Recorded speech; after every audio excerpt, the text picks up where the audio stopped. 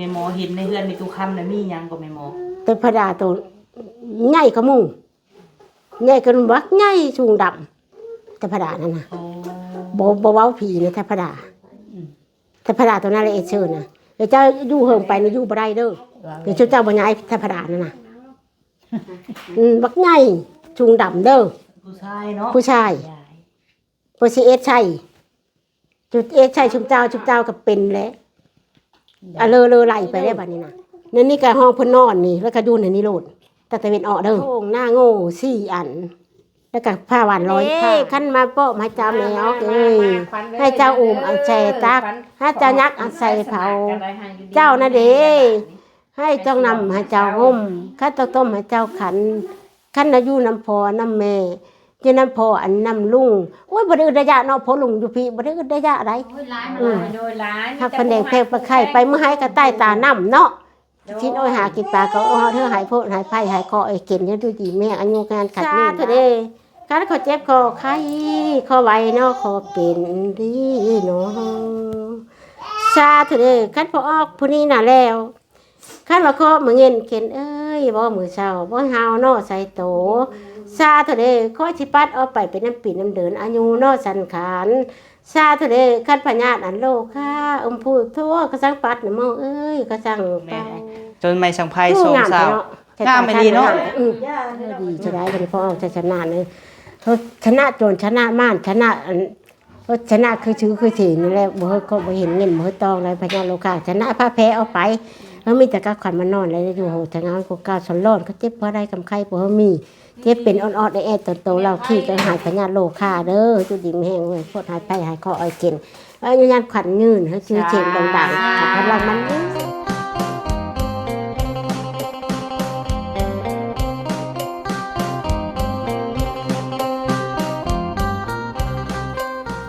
โดยกับสบายดีสวัสดีพ่อแม่พี่น้องป้าลุงเนาะที่หักแพงบ่าวพามีเบิดสุขุสุคนได้พี่น้องเด้อเนาะ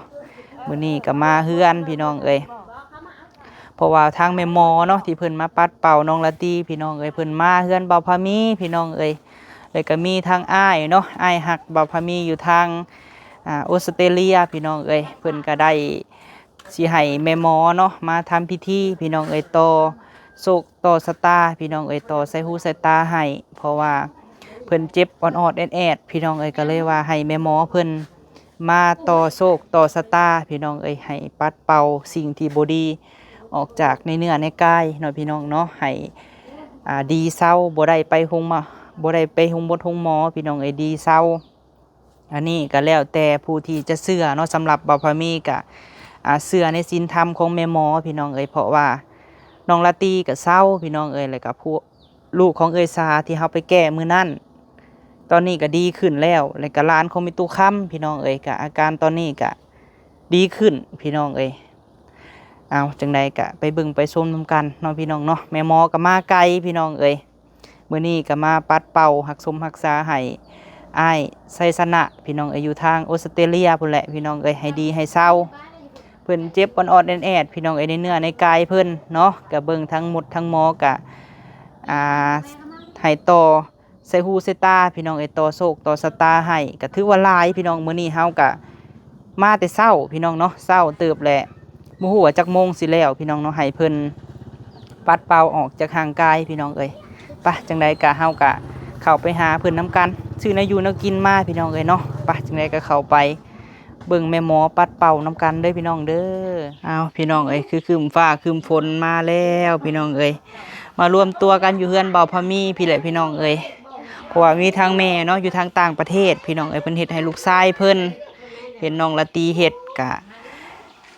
แม่เพิ่นก็อยากเฮ็ดให้ลูกชายเนาะพี่น้องเนาะเบิ่งเห็นแล้วก็แก้พี่น้องเอ้ยไอ้สิถามแม่หมอเพิ่นว่าอันนี้น่ะคือเฮ็ดหยังพี่น้องเอ้ยพิธีแบบใดเฮาสิเข้าไปถามแม่หมอเพิ่นกับ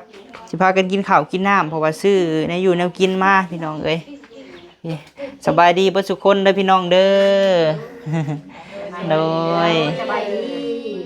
นี่แหละเอซาก็มาพี่น้องเอ้ยผู้ทางประบุญก็อยู่ส่วนนั่นพุ่นมาเฮาข้าวในเอื้อยพี่น้องเด้อมาโดย อันนี้ทางแม่หมอแม่สาพี่น้องเอ้ยสบายดีเด้อแม่หมอเด้อ สบายดี โดยแม่หมออยู่บ้านกุดซุ่งพี่น้องเนาะเมืองอัศพรแขวงสวรรณเขตพี่น้องเอ้ยวันนี้หันอันนี้เขาสิเฮ็ดพิธีหยังก็แม่หมอเพิ่นเอิ้น แม่โดงตกใช้ตาตก โดย แต่เป็นน้ำปีน้ำเดิน แกงเป็นน้ำแกงน้ำโงน โดย ใส่หูใช้ตาข้า ต่อสิหูใส่ตา อันนี้หันลายสุดบ่จังที่เฮ็ดมาบ่แม่หมอลายลายชุดมันผู้นึงแก่น่ะนึงผู้นึงแก่น่ะนึง โด ผู้ ย นี้น่ะเชิมโดงใช้ตาข้าในคนนี้เด้อเขา โด จะ ย ขอไข่เป็นน้ำปีน้ำเดิน โดย แล้วกับผู้นึงกับแก้ปีศาจเป็นเล็ด โดย อันนี้หันใส่หูใส่ตาขาดและต่อลายบ่แม่หมอนี่เฮ็ดอันนี้ฮะ 18 16ใช้ตาเน่า18ใช้ตาช่าง16โชว์18ขู16ขู แล้วก็มีเมี่ยงหมากจอกจ้วยเนาะ จอกโจยทอทุ่งข้าวดำข้าวแดง มีครบเบิดเนาะอยู่ในกระทงหันพี่น้องเอ้ยหลายอย่างบ่เฮ็ดแต่เช้าพุ่นแล้วก็ฝ่ายก็สิหลายแน่พี่น้องเพราะว่าต่อใส่หูใส่ตาเนาะแม่หมอ แม้นว่าชั้นว่าเน่า โดยเพราะว่าเพิ่นอยู่ทางต่างประเทศพี่น้องเอ้ยเฮาก็เอาเฮาสิเฮ็ดใส่หูปเพิ่นก็ได้พี่น้องแล้วก็แทกศอกแทก แค่น้ำมูจักชื่อ โอ้โดย เป็นชื่อเพิ่นละได้ โดย บ่ได้โผล่กับต่อชะแนนเธอก็ได้ บ่มีครอบครัวก็ได้บ่ต่อให้ ต่อ โอ้ บ่ได้โผล่กับต่อเธอก็ได้มา ยังอยู่อย่ามาใกล้เดี๋ยวผ่าสิขาดเด้อ บ่ได้ลูกกับปูลูกเธอก็ได้ ได้เนาะ ได้หมด นั่นแล้ว เคสโควิดลูกประจับก็ได้สมมติกระทบกระช่างรถยานรถเจ้ารถต่ำก็เธอก็ได้ จะมาเกิดไหม โดย แก้ได้หมดบ่ได้แต่พญาติ บ่ได้แต่พยาธิเนาะ พญาติน่ะแก้บ่เป็น แต่คนเฮ็ดคนลองนี่ก็ได้บ่แม่หมอ ได้ เออ ผมบอกมันเป็นอย่างไรแล้วคุณบริวาร บ่ได้คนรองกับโปเป็น โดย เป็นไข้เป็นป่วยบ่ดีจักเธอคนนั้นคนนี้เป็นนั้นอันนี้รู้จัก วันที่เว้ากับปัวแนวเฮาตาเฮาบ่เห็นพี่น้องเอ้ยแต่ว่าพยาธินี่ก็บ่ได้เนาะ ได้พญาติพญาติก็ได้นี่สมมุติตับเนาะ โดย นี่เป็นตับกับโปได้ เป็นเบาหวานกับโปได้ เป็นกระเพาะก็ได้ เป็นปอดก็ได้พญาติตัวนี้ได้ เออ พญาติเป็นอ้อฮ้อนอ้อร้อนตัวเราขี้มันบ่ได้ โดยเขามีหักไม้เนาะพยาธิแบบนี้เนาะ ทำไมนี่ตัวนี้น่ะ โดยบ่ได้อยู่บ่ นี่ บ่ ก็ ได้อยู่แล้ว มาหน้าเดี๋ยวนี้ก็ขอจ้องอยู่บ้านชื่อนักกิมีนไปมื้อชื่อนั่นก็ไปเอาไปร้องร้องเพลงน้ำชื่อบ่แต่เฮิรนเขาดีเลยเด้ โอ้ จะมาว่านนี้ ภาษาเป็นอะไรลูกเจ้าน่ะเอ้ยหันเฮ็ดให้มื้อนั้นนะ ใช่แน่เลย ใครแน่แล้วแม่ตู้ได้ใส่ตู้คำอันเฮ็ดมื้อนั้นน่ะเฮ็ดน่ะเป็นอะไร ใครได้แล้ว ใครแหละ เห็นเรานอนได้เลยนี่เอ้ยว่า วันนี้ย่างแต่มื้อนั้นว่าพญากรรมสิมาเอาหันเนาะแม่หมอจังไป อันนั้นก็แก่เลยดิ แก่แล้ว อยู่บ่ซะ เศร้าแล้วบ่แม่เฒ่าบ่ได้ถามเนาะ โทรถามล่ะ ถามแต่แอล บ่เป็นดอกให้แก่เลยน่ะ มันดีนอนได้แล้ว ยายหันยายนี่ก็ได้เบิดเนาะ ได้หมด เอาพี่น้องก็ให้แหละกระทงเนาะนี่ มาที่เราสิไป กระทงเห็ดมีครบเบิดอยู่ในหั่นพี่น้องเอ้ยเป็นเมี่ยงเป็นหยังเซส่วนหลายนี่ฝ่ายสิหลายเพราะว่าต่อใส่หูใส่ตาเนาะแม่หมอเนาะ เย็ดไปได้เลยยังซิ เฮาพี่น้องเอ้ยเฮาสิแต่งผ้าขาวผ้าน้ำให้กินก่อนเนาะบัดนี้ซื้อนะอยู่เนาะกินมาพี่น้องเอ้ยแซ่บบ่ล่ะติแซ่บบ่เทวแซ่บบ่แซ่บบ่น้อย ข่าวเด้อ โดยยกโดยแซ่บอยู่บ่แม่หมอ แซ่บสบายดี โดย กินน้ำกัน แซ่บแซ่บมาเด้อแม่เอ้ยกินข้าวเด้อ เข้าด้วยกันเด้อใส่มาขี้เด้อ กินข้าวเจ้าเมื่อกี้กินข้าวเที่ยงไหม เอาข้าวไปไหมเท้าปลาเผาพี่น้องเอ้ยเอ้ย เขาพูดด้วยกันเนี่ย เขาเก่งเห็ดในอยู่นอกวันละตีมันกินอิ่มหรือเปล่า แม่ลูกไทย นี่แหละคุมเฮานี่แหละพี่น้องเอ้ยมาเห็ดอันเห็ดพิธีเนาะจะน้อยกินข้าวอิ่มกินน้ำอิ่มพี่น้องเอ้ยเฮาสี่อันข้าวพิธี 1 2 3 4 5 6ตกพิ้งไปเขาเจ็บเขาไข้เขาไวเขาเป็นเขาเงินเขียนมือเสาขนมทำให้ไข่เขาตายแม่ช้างเป็นน้ำปีนน้ำเดินอายุชันขานแกงหลงน้อยแกงน้อยโบเคนพญาติโลค่ะเป็นน้ำตนน้ำโตเฮอเนอเฮอไก่เอาพกพังกันเนอเฮออยู่ขิง เอาออกไปได้เฮาก็ตันลงกระทงละใหญ่กระทงกระหองเมงมาจอกโตยคือครูอายุเมงมาจอกโตยกันกระเป็นกระเดงกระจ้างไปนำปี9มาเด้ออันบ่ดับบ่ดีตอนโตเนื้อเฮอไก่เขาเจ็บเขาไข้เขาไว้เขาเป็นเขาปากเขาโหเขาหางเขาตีเขามือบ่ปังเงินเฮอบ่เหออยู่ขี้1 2 3 4 5 6ตกพิ้งเอาไปเป็นอ่อนแอนนำต้นโตแล้วขี้ที่ผมว่าเต็มมะบ่ไหว เมื่อสิกบนบสิงเขตพอออกชัยชนะนี่แหละเฮอแก้ปลดรถออกไปเฮอดีได้บัดนี้ดีผมหาดขาดผมตีได้บัดนี้บ่บ่ฮู้เห็นบ่หาห้องหมอได้บัดนี้บ่เจาะบ่เฮอปาดเอาไปเฮอตนเฮอโตเฮอกาย1 2 3 4 5 6ตกพิ้งเอาไปบัดนี้ พิธีเพิ่นกวดออกมาพี่น้องบ่มีเจ้าของเพิ่นบ่ได้มากะปิดในหูปเอา เป็นน้ำพูดน้ำห้อยก็ได้ แม่นเป็นอยู่ต่างประเทศ แค่น้ำหูจักชื่อละได้เอ็นน้ำปูเฮิรนปูชาติก็บ่มีอันนั้นก็เอ็นน้ำหูน้ำห้อยก็ได้ เลย แต่ก็เจ็บก็ใครผิดเลยก็เอ็นน้ำหูน้ำห้อยโอ้ห้อยว่าจัดพักชั้นเพื่อเอ็นน้ำหูน้ำห้อยนะก็ดีเมื่อเลยดิ อันนี้อันปัดกวดเนาะขั้นตอนปัดกวดออกจากเนื้อจากไก่พี่น้องอันนี้จะมาเป็นเข้าพิธีอันตับลำ คุณแม่ให้ตอนตาย เป่าน้ำปันเป่าว่าเพิ่นทำพี่น้อง เอาไปซื้อเด้อไปซื้อแต่ละห้องเก้าห้องนะบี้ซื้อ เลย ตัวนี้บี้ซื้อตัวนี้ค่ะบ่ โอ้ย ดีนะพี่น้อง ยืนแอวก่อนเด้อจังหวัด มีเนาะ เต็มแอวเลยแล้วบ่ เราควรมาเอาเงินพี่น้องเลย เอาว่าเพิ่นเด้อ4เส้นนะขาวนะแดง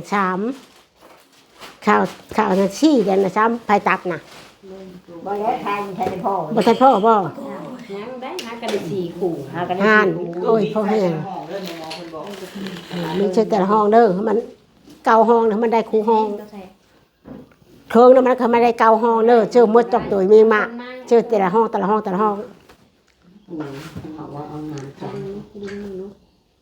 บ่เด็กคนไหน ำอยากใช้นักลุง ขาวแดงขาวดำพี่น้องขาวขาวเนาะ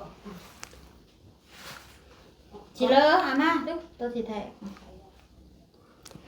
ก็สิตีนอยู่นะเฮ้ย เช้าชั้นในเช้าไหวได้ก็ชื่อตีโลดก็ชื่อ5 นิ้วนะก็สาวนับ1 2 3 4 5 6 7แล้วก็สาวที่นิ้วมาอีก หัวฝ่ายลายพี่น้องฝ่ายลายแห้ง เห็นแล้วนะ แต่ละฝ่ายที่ได้พากันมาแต่เช้าคนเนาะอันนี้ก็จน3 โมงแล้วพี่ มา น้อง ตื่นสาย3 โมงยังบ่แล้ว เพราะว่าครูอายุเครื่องครูอายุพี่น้องเอ้ยปัดเป่าออก บัดอันจูดพายก็เอาลงเด้อเพิ่นเบิ่ง โดย มาตัดก็เอาลงให้เพิ่นเบิ่ง มื้ออื่นนี่สิไปเฮือนมีตู้ค้ำเนาะไปปัดเป่าออกเฮือนมีตู้ค้ำ อันไปย้ายธรรมดา อันไม่โมอัน ตัวยาว เบิ่งถามก่อนเนาะอันนี้หั่นที่เจ้าเห็นนำบนอันเจ้าเห็นในอันเมโมเห็นในเฮือนมีตู้ค้ำน่ะมีหยังก็เมโม ธรรมดาตัวใหญ่กว่าหมู่ใหญ่กันบักใหญ่สูงดำธรรมดานั่นน่ะ โอ้ บ่เว้าผีนะธรรมดาตัวนั้นเลยเชิญน่ะเดี๋ยวเจ้าอยู่เฮิงไปนี่อยู่บ่ได้เด้อเดี๋ยวเจ้าบ่ย้ายธรรมดานั่นน่ะบักใหญ่สูงดำเด้อ ผู้ชายเนาะ ผู้ชายเปอร์ซีเอสใช่จุดเอสใช่ชุมเจ้าก็เป็นแล้วเลอไหลไปได้บัดนี้น่ะ เป็นอยู่ซึ่งใดให้แม่ อยู่ดีกินบ่จุกอยู่ในนี้เด้อในนี้ก็ห้องเพิ่นนอนนี่แล้วก็อยู่ในนี้โลดแต่ตะเวนออกเด้อประตูออกถือประตูเฮิรนเจ้าในนี้ หาคุณผู้ชม เพิ่นก็อยู่ในนี้เด้อ ก็ได้4เซน เออ อยู่ในนี้โลดนี่ประตูออกในนี้อยู่ในนี้ ยันห้อง เอาตัวได้กัน เขาอยู่เลยนู่น อยู่หั่นล่ะเพิ่นบ่ได้ ได้ยินเพิ่นว่าได้ยินเสียงตลอดเพิ่นว่า อืม แต่มื้ออื่นน่ะมีหยังแน่แก่ให้แม่ตู้ค้ำให้แม่โม กระทงหน้าโง่4 อัน แล้วก็ผ้าหวาน100ผ้า อ๋อคือหลายแฮะ ขัน5แก่เพิ่นน่ะผ้าหวานทั้งหมด แล้วไปให้เพิ่นปัดเป่าเพิ่นออกจากหัน เชิญเพิ่นเอาทหารผ้าหวานน่ะก็เธอเอาน้ำตาลละลาเชื่อข้าวหั่นข้าวมันก็บ่เชื่ออีคิมินน่ะบ่ก็แม่นหม้อง่ามาตามใช้ก็ชื่อข้าวกำแล้วก็ไข่ต้มไข่แล้วก็เอาไข่แดงน่ะเอาเชื่อข้าวหั่นก็เชื่อกระทงเธอถ้าพระดากินดิ อืม มาทิพย์ก็ยาเชื่อหั่นน่ะ โดย ใช้พวกเอวใหญ่มากนะถูกไป เอาบ่ทันมีได้ โ มีตู้ก็ให้โทรบอกร้านสาวมีตู้เอ้ย โทรเฮ้ยแอลเนี่ยมาเพิ่มมาเลยทีห้าเพิ่มมันหาชื่อมาหานะ กายแล้วบ่จัก บัตรของเฮาได้สามีหมอดินดอนตอนหยา เอาไปนี่ยังเบิ่ง ไปเมื่อ ไปนี่ก็อยู่บ้านเดีวันนี้ไปนี่เบิ่งเฮอ บัตรของเฮาห่างกับเพิ่นประมาณ200 เมตรจากเพิ่นไปเฮือนเฮานะ คำ แต่ คูณ เฮานอนเฮาก็บ่ได้ฟันหยัง คำคูณได้ แม่นบ่ คำคูณได้แฮนเด้อบ่มีเกลียว เออ ของลาวนี่ถือบ่อนเพิ่นอยู่ของลาวถือบ่อนเพิ่นอยู่เด้อ แล้วมีอีกนะ ของเจ้านี่ถือบ่อนเพิ่นอยู่ได้ หากพระเจ้าอยู่ไม่ได้พันลูกไปนอนนี่ บ่แล้วเจ้าเพิ่นมีรักษาอยู่ลุงเพิ่นบ่มีขอรักษา อี ไป แม่ ตู้ อี ก็ แอล ค ไป ริส นอน เตียนได้ไปตู้ก็คริสเตียน อีแอลไปนอนกะโผล่ไปน้ำพันเห็นผีพวกใหญ่ เห็นบ่บ่คือค่อยเว้าเลย อีน้อยไปนอน ใหญ่สูงใหญ่ ดำเห็นผีพวกใหญ่อีน้อยกะ ข้าวในชาวเพชรเกี่ยวกันนะ บ่ไม่เท่าถึงไม่พันผู้ชม เจ้าบัดคือคริสเตียนเด้ อืม บัดลูกหลานเพิ่นบ่ได้ถือหยังคือเขาบัด คนละหลาเนาะ ฮอดแล้วฮอดแล้ว แม่นเลย หมอพันเลยทีเป็นพันที่นึง นี่ข้าวไป พันได้งมปลาคอนะกะซ้ำนี่งมเอาแล้วไปเชื่อกระบุงหันไว้สิชื่อ เชื่ออันนั้นน่ะใช่ค่ะอันนั้น แล้วผีออกจืดๆได้ออกลีกลาง บ่เฮาจะเจอเนาะ อันนั้น มีแต่ดอกไม้ ใช่ เอา เด้ในตู้เฮ้ยในตู้บ่จกเอา บ่ได้ใช้เพี้ยน บ่ได้ บ่ ใส่ ได้ชื่อบ่ได้ชื่อ มันใช้ว่าเทียม มีแต่ดอกไม้เลยจ้ะ อ๋อ ดอกไม้ขาวว่าเพิ่นถือทำเด้ ลุดออกแล้วจะเซ็น จักหลอกอ่ะ ห้า ห้า อ๋อหาครู อืม มันก็มันน่ะมันยังแล้วมันโอ้ยเอาคนละคนละเบื่อ เอามาจีบพวันนี้บ้างนี่ขันมาอันนั้นขายนั่น บ่มี ฮะ มีเท่านั้น เอา มีแต่เชือกกระทง เป็นตัว เอา เกณฑ์ ใช้แล้วในกระถงใช้แล้ว แล้วบ่สาวพายใส่ตาชั้นน่ะ ยัง เจ้าไปเห็ดแล้วนะอันนี้หันห้าก็ได้ เฮ็ดนั่นเลยบ่ทันแล้วตัวนั้น หนึ่งห้าก็ได้4คู่ บ่ทันแล้วตัวนั้นบ่ได้หื้นได้ ไม่ได้ แล้วตัวนั้นผู้หื้นกันเอ็นเลย มันอันนั้นยากจังหน่อยเนาะ จับ อื ต้อ ม งการ ดอกไม้ข้าข้าต้อดอกไม้นางน้อยทนีพระมกจารย์สาธุมนต์พระมกจารย์มาไกลมาปลดพอออกชัยชนะเลยพระมกจารย์ดูชายราชนี อยู่ออสเตรเลีย ก็จะเลยพระมกจารย์ก็ติก็ใครก็ไว้ก็เปก็มีกินมาสามรับผลเป็นตัวเล่าคิงเจ้าฮักกตากระจาฮักกสายพระมกจารย์เชิญดงตกพระมกจารย์เก็บเป็นอ่อนๆแอดคือต้นหัวโตเนื้อกายเป็นโลคาจนม่านมารับปรีพระมกจะเป็นน้ำกินเหลือนั้นชัดค้านแกมาปลดคนดีชื่อนายพระมกจารย์อิชาทุมนต์พระมกจารย์สาธุสาธุนะโมตัสสะภะคะวะโตธรรมะสัพพุทธัสสะนะโมตัสสะวะโตวะตังธรรมะทัพพุทโธขวาวะตังสะคะสัพพุทโธสาธุ สาธุเด้อสาธุเด้อพ่อแม่ครูบาอาจารย์ผู้ค้าย่อมือขึ้นใส่คุณพ่อแม่ครูบาอาจารย์สาธุเด้อวัติศินาพระนาจยามกามโอกันเต้าดอกไม้นางน้อยธรณีสาธุเด้อนางน้อยธรณีเป็นมามันพระพี่เอ้ยบ่ได้โปรยสาธุเด้อให้กติมามันพันสันสุขสบายสาธุเด้อข้าพเจ้าไม่มาผ่านแต่มันเอ้ยบ่มาปิดมิเจรเจ้าข้าพเจ้าเจ้าก็ต่อเจ้าสัมพุทโธสาธุเด้อม่อนคุณพ่อแม่ครูบาอาจารย์ไม่ง่ายมาดงไว้ดินสาธุเด้อโมไรจุดเด็กเนื้อยันให้ท่านไหนเอ้ยเจะมาของไปมันเล่นสาธุเด้อ เจ้าคุณพ่อแม่ครูบาอาจารย์สาธุเด้อข้าพเจ้าจะหน้าพระละหน้าตัวยำข้ามโมกระตอกดอกไม้ขันวักดอกไม้เที่ยวไว้สู่แรงสาธุเด้อม่อนคุณพ่อแม่ครูบาอาจารย์ สาธุเด้อกันพอออกใส่ธนานี่แล้วมีแต่เจ็บและไข้นะในไข้บ่จ้ามีแต่เจ็บและไข้ในเนื้อสบายสาธุเด้อกันไปนำมิ่งเพิ่นเด็กเนาะให้ท่านน้ำขนมเอ้ยก็ให้ได้สาธุเด้อคุณพ่อแม่ครูบาอาจารย์ สาธุเด้อกันพอออกนี่แล้วคันโหเพิ่นเด็ดบ่ตกต่ำต้อยกันไม่น้อยตกกอมคิงข้าราเพิ่นอะไรเดินดึกเพิ่นเทบ่นำดันเอ้ยไปเทบ่เด็ดนี่ซาเถอะเด้อเพิ่นเห็นมาหมดสีซ้อมาหมอบ่สีสันมาบ่นอชาว5เบิ่งผ่านชาว2ซาเถอะเด้อกันว่ามานำมิ่งพอออกใส่ฐานะเด็กเนาะก็ให้ได้น้ำขนมเอ้ยก็ให้ท่านซาเถอะเด้อกันงานนิ่งหยาแน่นซาเถอะเด้อคันพิรุกอยู่กำขาทพระเอ้ยอย่ากำสาย ชาทะเลกันมานํกันกระปุน้องหลูน้อยมาสร้างอาชีพเพิ่นชาทะเลขั้นต้องทินเด็กเนาะละถมหน้ากองฟ้าก็ถมโหดีชาทะเลข้าพเจ้านานแล้วใบเฮเนาะป่าดงดีเนาะชาทะเลใบลงเด็กเนาะแล้วป้ามันชาทะเลกันมานำพลอยมาน้ำจินเด็ดเนาะทำแก้วและแนวพูดโทยอดสากายอดสากาชาตัวเดียกันถึงทำเททั้งนี้ก็เทจริงชาตัวเดียกันว่าคอยน่ะแล้วกันว่าแพ้ผมสิเด็ดเนาะมาเจเอาวัดขวัญเจ้าดีเนาะกันว่าแพ้พึ่งเก้ามาเจเอานอกขวัญโถกันว่าเจ้าน่ะแล้วมันนำเบนนอนนำหวีชาทะเลกันว่ามาดูเจ้าน่ะแล้วมาอยู่เฮินไหลบ้านมาอยู่บ้านนอกไหลหลังข้าเจ้ามาแล้วไม่ให้บกกลับย่างไม่บางเอ้ยอากาศไม่พอเอ้ยข้าเจ้าน่ะแล้วเจ้าหุงดอกเพิ่งให้เลยเอ้ยน่ะดอกไม้ข้าเจ้าน่ะนี่คำเจ็บอ่านมาบ้านคำใครมาอ่านมาเฮินข้าสิ่งใดปณิพวหิประดงหลงปลาไหมคำเจ็บอ่านมาบ้านคำใครมาเอิญพญาโลค่านะป้าอยู่หนองอยู่ป้า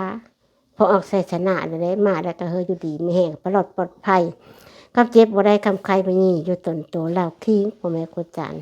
เปล่าเอาไปจนมานอัมพรับบดีข้าบ่เนื้อคือบ่เท่าโอ้เด้ขันพอออกเอ้ยขันว่าขาบจะบ่เงือขันว่าเคยจะบ่เท่าพอออกเอ้ยเจ้านั่นเด้ขันว่าทุกข์ลำบากขันว่ายากอาจเจ็บเป็นพอออกเอ้ยคอยนะเด้ขันมาปัดเจ้าให้ดีพอออกเอ้ยอันมาวี่เจ้าให้สืนพอออกเอ้ยเจ้านะเด้ขั้นเจ้านะเด้ให้พญาตโลค่าขั้นคำเจ็บบ่ให้ใดคำเป็นบ่ให้มีพอออกเอ้ยคอยนะเด้คอยสิเอาเจ้าพอออกเอ้ยคอยสิเอาเจ้าอันเอาเจ้าเข้าบ่นอนทีนี้เอ้ยปอจูเนาะปอจูเดินมาอยู่เฮินอยู่ศาลน้ำเมชันพันสิบเชิดมาอยู่เฮินอยู่ศาลไม่หักพันเดไม่แข่งพันไข่ไปไม้ไม่ไต่ตานำไปแล้วไปการเอาเฮินหดศาลบ่เฮาคำมือไหนบ่ขายลูกมือนาได้เพิ่มสิเจเอาลูกเจ้าเพิ่นก็กาเจเอาละคันโหลูกเอิ้นว่าลูกผิดผู้ว่าลูกคนน้อยเด้อย่าแม่คนแม่ตอนน้ำก็งมต้มก็คันได้แล้วลูกสูงจุงลูกเฮาใหญ่แล้วลูกเต้านมจมลูกเฮาเจอแพ่เพิ่มสิบเจเอาลูกเจ้าเพิ่นก็กาเจเอาคันโหลูกแค่ก็คือเป็นหอนค่าค่ะก็คือเป็นหอนขี้ได้บัดนี้ได้ ตกกระงมตกต้มกะคัน ดีไม่แห้งลูกจานขับเจ็บบ่ให้ได้คำใครบ่มีอายุยังขัดยืนก็หายโพดหายไผ่หายข้ออ่อยเข็นข้อบ่เห็นเงินบ่ตองได้มาเฮาเถิดแล้วก็บ่บอกกับหยังบ่บากกับไหมบ่พบบ่พอบ่เฮาจักเธอเฮาหมอนะดีมันดีบัดนี้น่ะบ่มีเกิดขึ้นประหยัดโลค่ะตนโตเล่าขิงชุดออกไปทางนอกทางในลืมฟังเนื้อลืมขิงคือเรื่องฟังกระดูกคางตนโตเล่าขิงบ่เป็นพูดให้เราไปเป่าข้างเป็นปางอยู่เฮาแอวพุทโธจังสูบเป็นน้ำเลือดน้ำลมเป็นน้ำรดน้ำดมน้ำเลือดน้ำยางชุดเอาไปเลิกตนโตเล่าขิงพ่อแม่คนจานพอโทษจะเอาไปเลิกเอาไปได้ปันนี้หายข้อไอเข็นหายปวดหายไผ่ให้อยู่ดีไม่แห้งชักโมงแล้วเอาขันลงก่อนเอามาเจเอา เจนได้ผูกผักแพ้กับไปน้ำกันกับคนผักแพ้ปั้นกันนี่จะได้คอยห้าก่อน มาเจเอาอัดพอออกใส่สานาแม่เอาเคยเจ้านั่นเด้ขั้นว่าแพ้พึ่มเก่ามาเจเอาผักควันโห ดีเกี่ยวมาแพ้กัน พอเจก็ได้ที่โลด เพลงสบายแล้ว คอยนั่นเด้ขั้นมาโปะมาเจ้าแม่เอาเคยให้เจ้าอุ่มอันใส่ตักให้เจ้ายักษ์อันใส่เผาเจ้านั่นเด้ให้เจ้านำให้เจ้าห่มข้าต้มให้เจ้าขันขั้นอายุน้ำพอน้ำแม่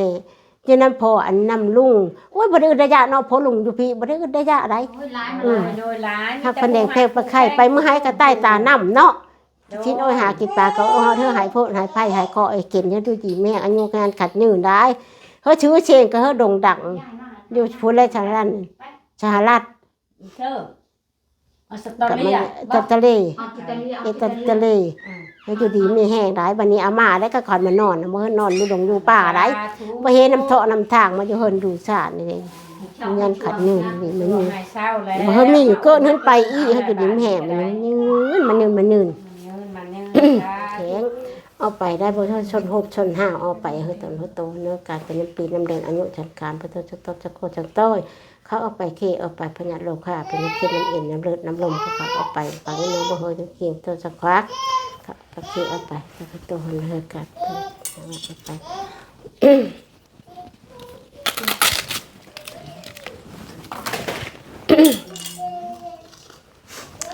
ซาธุเด้อมนต์คุณพ่อแม่ครูบาอาจารย์แม่ใหญ่ว่าตรงไว้ดินซาธุเด้อการเขาเจ็บคอไข้คอไว้เนาะคอเป็นดีเนาะ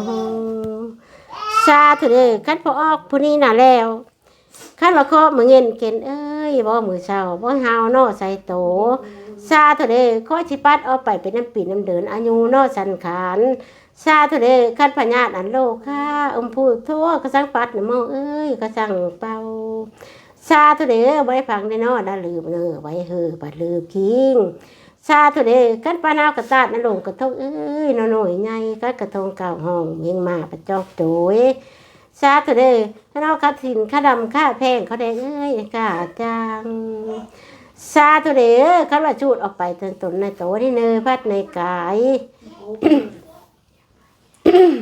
ไปเลยไปให้ตนให้โตนะคือเขาไม่ประจันไปตรงสักควักเขาเอาไปเขี่ยเอาไปกิ้วเขาได้ภายล่างงานหรือเปล่าโอ้ยเด้พุทโธไอ้กาสังปาดนะโมไอ้กาสังควักอลีละโจรมันได้ข้อสู้โอ้ยเด้ขันขอเจ็บนอขอใครขันขอไหวนอขอเป็นอลีละโจรมันละควักออกไปโอ้ยเด้บ่ให้พังนออยู่เนอบ่ให้เฮนอหลืบนางบ่ให้พังนอหลืบข้างพญาโลค่ะโอ้ยเด้พุทโธกาสังตบนะโมกาสังซอยใจออกอยู่ดูไหนตนกันต่อยออกอยู่ไหนคิงอลีได้เด้อออกได้เด้อพ่อออกคอยเด้ขั้นเน็ตแล้วพอออกให้อยู่ดีอันมือมันพันปีบ่ได้โปรยพอออกพอออกให้อยู่ดีอันมือมันให้พันสันสุขสบายขั้นคำเจ็บบ่ให้ใดความเป็นบ่ให้มีพอออกคอยนี่เด้พุทโธก็สั่งสูตรนะโมก็สั่งสูตรชุดในตนปในโตหมอติดคิงนอพอล่างบ่ค้างคิงอันพ่อโทพอออกคอยนั่นเด้คอยเราเลงอาเจ้าพอออกให้เจ้านั่นเด้ป้อปราชิตปราสอยพอออกจะมาอ้อยกังก็การทางในบ่มีอันเจาะการทางนอกบ่มีอันจีมแต่สิ้นได้บ่ให้หวานพอออกตัวจัดออกไปเลยออกไปตัวเราขี่พ่อแม่กุจารพอออกใจชนะนี่แหละเราเล่งเก่งงามได้พ่อแม่กุจารเลยดีเมื่อนี้บ่มีจักก็นั่งอีตัวเราขี่พุทโธสัจจะตะโกสัจจะเลิกเอาไปให้ตัวเนื้อกายผู้ฟังเราขี่พ่อแม่กุจารจนออกทางเนาะทางในนะครับเริ่มค้างพ่อแม่กุจารพ่อแม่กุจารกระจายใช้ดงตกที่มาเฮาได้พ่อแม่กุจารพอออกคนนี้แล้วดี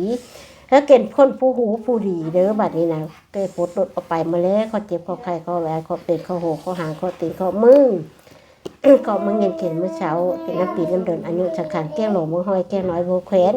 แก้งบ่เท่าแก้งบ่ยืนกับบ่ห้อยบ่แขวนในปัดออกไปเดินออกไปถึงโตเราขี่พอแม่คนจับพระโตจังชูนกับบ่เยอะคือบ่เท่าถูกไปต่อบ่ฮักถูกไปรักบ่เฮยตื่นพระโตจะชุดออกไปเลิกออกไปเฮยตัวพระโตเฮยเนื้อกายตัวใจนะว่าเอาไปนะหายไปหายข้อเก่งพลังมันยืนเดี๋ยวงามกอดหนาวหนาวยืน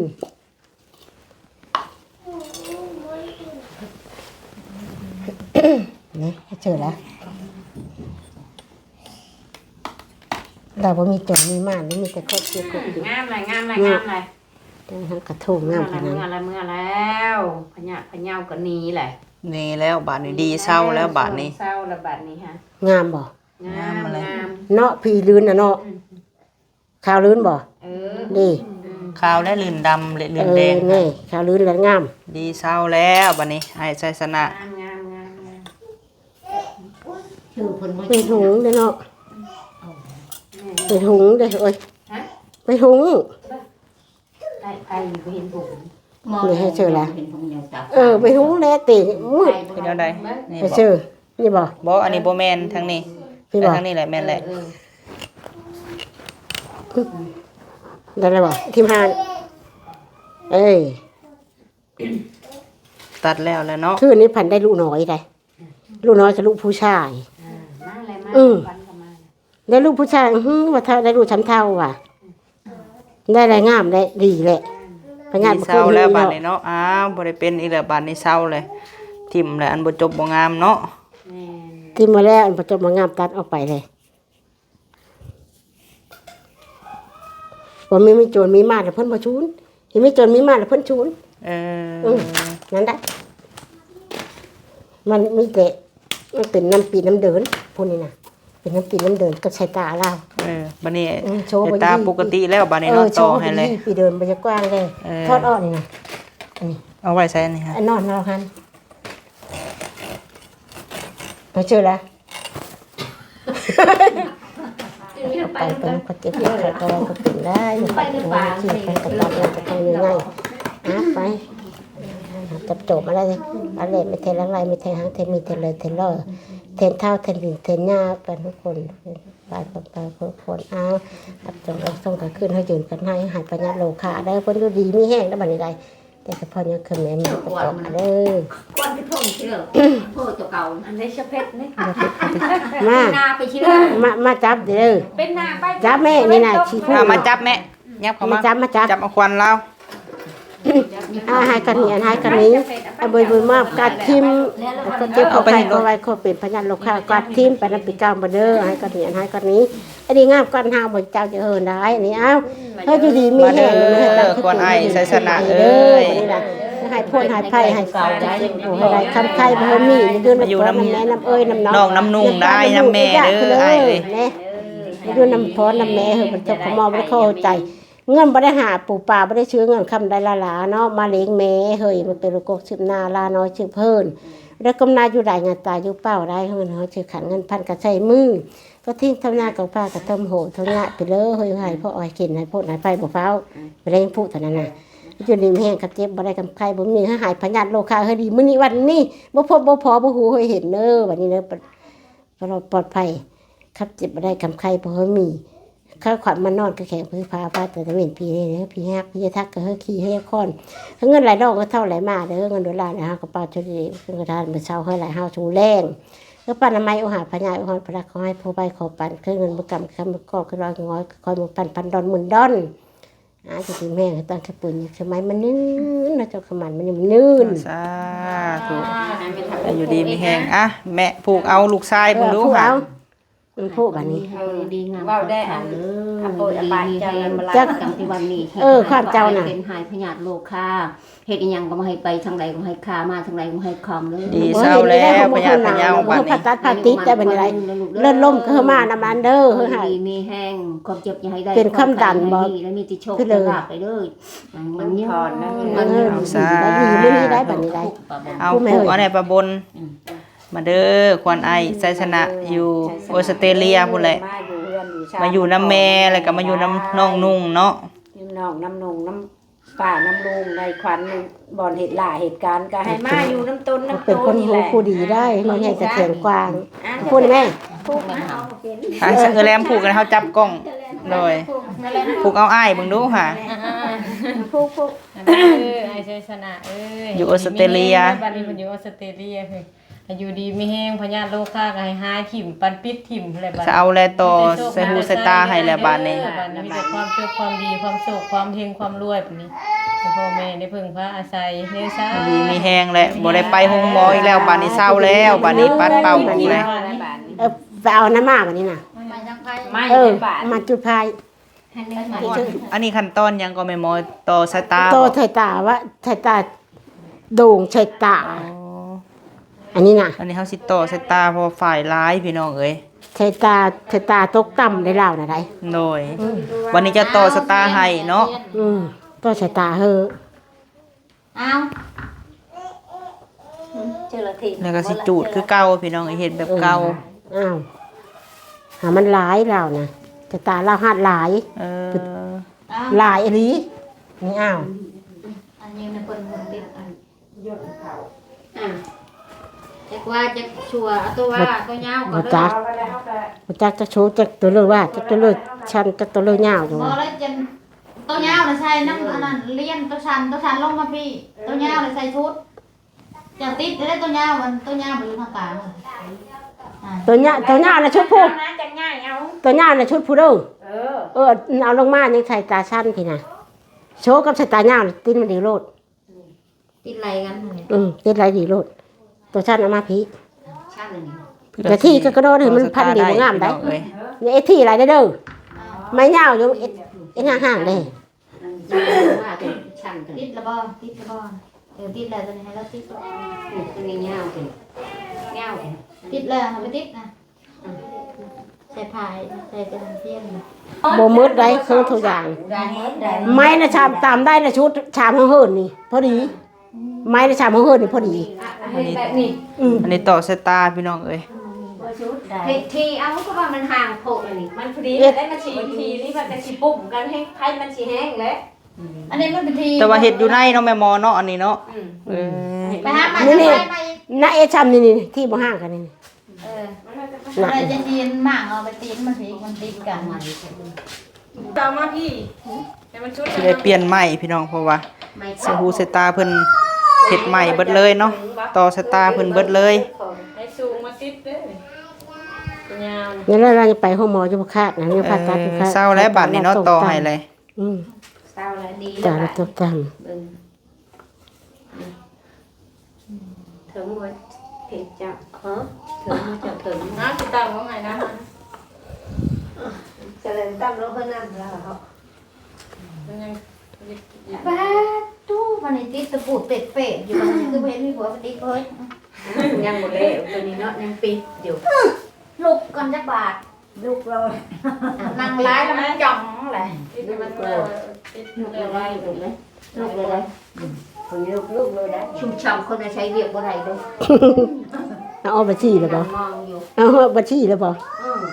เจ้าก็เป็นตัวคำบ่นางให้กำลังใจ ก็เอาไปที่ได้ได้ คนเขาในเด้อแข่งน่ะจะมาปัญญางเพราะปัญญาแข่งฮะ แล้วมันยังทันกันอยู่มันที่เทจากกันเนื้อนั่นแหละ ปัญญาเนาะ แต่ว่าบุญญาเนี่ยมันจะทันกัน บางคนจับมาเป็นวงก็ได้ คนที่เป็นสิได้งานออกมาติด มัดไม้นี่ใช่เดียวนะเบิ่งธนาน้อยธนาใหญ่ตัวใหญ่ตัวน้อยมีบ่ไหมน่ะเอาปลายน้อยมันน่ะชบชะหูมหัน เอาขึ้นไปจับกันมัน จับเวไป แต่เนี่ยพับเอาขึ้นชูร้ายใหม่ก็เฮ้ยมันก็บ่ถึงแล้วเนาะ หมดแล้วมันก็คลองกันแล้วเนี่ยมันนองมันแองวัดอยู่เนี่ย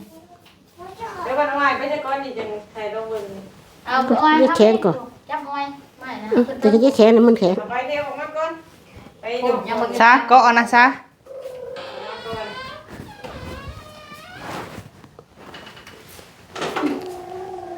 ไปแบบนี้ดอกไม้ใช่ลูกวันนี้ ต่อเอา เอ บั อ ดนี้ เมื่อ เนาะ แต่ตาเหย้าแล้วมาติดตาชันนี่เด้อติดเทนน่ะนี่ตาชันแล้วตัวนี้ไปพาไปได้ อันนี้มันสตาร์เบิดเนาะเอเลม แต่ตาน้อยชะตาใหญ่ดิชะตาชันแต่ตาเหย้า ว่าศอก แกช่องอันเมื่อไหร่ก็หมายนะ เลือดต่อกันวะ เว้าเลยเฮ้ยโต โตกัน มาทางนั้น เอายังมาไข่ เจ้ามาไม่น้อยนี่ จะเว้ากันเลย ยับไปอีกยับขึ้นไปอีกจะ กระชมเล่าเป็นนั่นเนาะใส่ตานี่กระชมเล่าเป็นนั่นแหละ ต่อไปคุณกัน เนาะมันสิโค้มคันหมอแหละ เออชมเล่าเป็นนั่นแหละใส่ตานี่น่ะ แค่นั้นเลยโอ้ ใส่ตาเล่าคาดหลาย ใกล้แต่ว่าอัน ได้ นั้นเนาะเพิ่นเฮากับบ่มีฮอดค่ากล้องพี่น้องเอ้ย มันหมัดบ่ ได้อยู่ดอกเอเลม ได้อยู่ มันรุดได้เนาะ ถูกผู้หนึงบ่จับผม มันเข่ามันเข่าเลย บ่รุดได้ แต่ว่าต้องไม่จับไว้ จับไปแล้วมันเจอหมัดพายไปเลยจับ ต้องหายางที่หล่นมาหมัดกลางนี้ เอาผ่ายมาหมัดก็ได้ นี่ระยะที่โหลดพริพายติดนะกับใหม่ เป็นไม่เฮินไม่ชานได้ อันนี้นี่นะ นี่ นี่ มา ผ่าย พี่ชาเพชรติดมาพี่ตัวยาวตัวยาว อยู่สั้นเลย ตัวชันเลยชุดคุณ ชุดคนมันปิดไปทางนี้เลย พี่เหลือ เอาก็ตัวชันก็ลงลุ้มตัวยาวคือ พุ่นเลยตะเวนออก เออ พี่เลยตะเวนตกเอาลงพี่ใส่ตาชันน่ะมาพี่ ฉันมันเลยบอกหวยไหมมันก็บ่ได้แล้ว อ้าย คนใหม่ ทางพุ่น ไม่นะมันใส่น้ำรังมันก็เลยตัวยาวมันต้องมี ประเทศลาวมันประเทศ เอาชุดตัวกระถอยไหมอันนี้ไป ตอนไหนมันชุดชัวเฮือนอะไรยังไง ชุดตัวเอ็นห่างโพดมันบ่หมดเดียวนี่ห่างกับกระดอก ใช้บริหารช่องของมือครับ บ่ได้หดเจ้าขมือเลยฮะนี่ ตัวใหญ่นะ นี่น่าชับเดียวนี่ ปิด ชับ มา โล พี่ ด จ้ะ มันว่าง เอาตัวนี้ปิดมาถอดออก ย่างอยู่ตัวยาวมันย่างอยู่เอานี่ ว่าไม่ต่อแบบนี้นะเฮ้ยเบิ้ง เจอแล้วเทนนี่นะ ต่อไม่เอาเพราะว่าต้องได้เฮ็ดอยู่ในเฮือนค่ะสิว่าเนาะเพราะว่าเฮือนเฮาต่ำแน่ได้จับซอยกัน นี่บ่แม่นยาวบ่เฮ้ย พี่เด้อตัวสั่นนะมาพี่มาจับอันตะปีขึ้นพุ่นเด้อยังอยู่แล้วตัวสั่นว่ามันติด ได้บ่นี่ฮะ มันสิได้บ่เห็นต่อมาอีกก็ได้ จะต้องต่อซองที่ประบน ก็ต่อช่องมีลิมัดช่องแหละ มัดชนมานำหมูมีลวดบ่ มีลิมัดเลยเด้นี่ มัดแล้วคืออย่างนั้น อ่ะจับเอาซะ มันหันมันบ่คือเฮาต่อยาวแล้วต่อสั่นเนาะ อันนี้แหละมันก็ออมดอกห้าจูดซื่อ ป้าดูประบน ๆป้าดู บ่ได้เลยจังซั่น ไม่ช่องเช่นบ่ไม่ช่องบ่หรือว่าเช่นไพ่ตื่นบ่นับบอกดูซะนับบอกดูบ่ได้ไร จะไว้สักพิดอ่ะ เพราะมันจุดเจ็ดเด้อเจ็ดเช่นจุดอัน1 2 3จุด เอาพี่น้องเอ้ยบาทนี่ ยังคือในเท่าไร ลาย ไล่ เด้ ยางไปเลยยางมาเท่านั้นกันยางมาเลยยางมาบ่อยู่ของเก่ายางมาก่อก้นมาโลดมันบ่ทันเดียวได้ บ่ทันเดียวเลยเด้ เอามา โอ้ยลมพัด เอาเด้อ เอาประ อยู่ ตู ดี แล้ว มี ผม แฮง เทียนอยู่สายตาก็ให้ติด โอ้ แล้ จะ ว ได้บัดนี้ได้หื้อๆอยู่มือเด้อจะหื้อไปเดินบ่กลางหื้อจ้าไปอัด ชาน้อยเอ้ยจับยิ่งขึ้นยิ่งขึ้น ให้ขอให้เจ็บหน้าบ้านให้เบิ้ง อัดตัวให้จูดบัดนี้ให้มาทันเดียวนะไปเดินบ่กลางได้ยังหื้อ ดีให้เศร้าเด้อบาทนี้ต่อใส่หูสตาร์ให้แล้วบาทนี้ อยู่จังขาด เบิ่งแน่จนไม่สังไพ่สองสาวงามไม่ดีเนาะ ย่านี่เราบ่จุดล่ะ อันยับลงอีต่ำลงเฮ้ยชุโตก็มันยับขึ้น ถ้ามันนั่นน่ะ เอาไม้เนี่ยต่ำล งามเนาะขึ้นเรียนๆขึ้นเลย งามขนาดชะตาชันนะ อันยาวกับงามคือกันแล้วนี่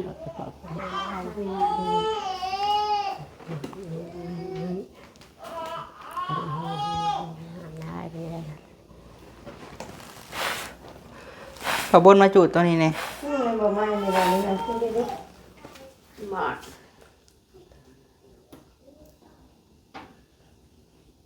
ในตอนนี้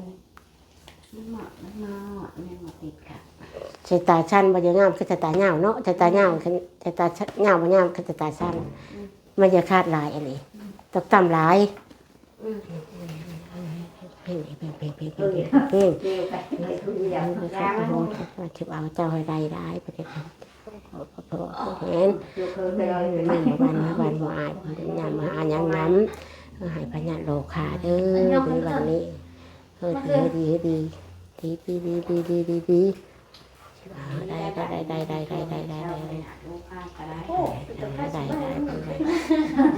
ไปกินไหม โอ้ไม่ดอกเนี่ยพอเป่าออก มันเปล่า เป็นกลุ่มมด7หมู่บ้าน เอาปัดเปล่าออกไม่มอเอ้ยให้ดีเศร้า ให้พญาโลคา ตำลง อันนี้ ทำทั้งนั้นให้จุ บ่จุมันนันวิทย์เลยเด้ไทยวิทย์ ชาพาว่าจะงานกันไปเด้อวันนี้พญาโลคาชื่ออาจารย์สวรรค์เท่าใดได้บัดนี้งามเท่าดีเก่งงามได้บัดนี้เจ้าวิเดินบอกกลางดงตกชะตาคาด นี่ ชื่อว่าเท่าใดบัดนี้ได้ยังหุ่นผู้ครอบผู้ชอบผู้เห็นได้ ใช่ไหมเนี่ย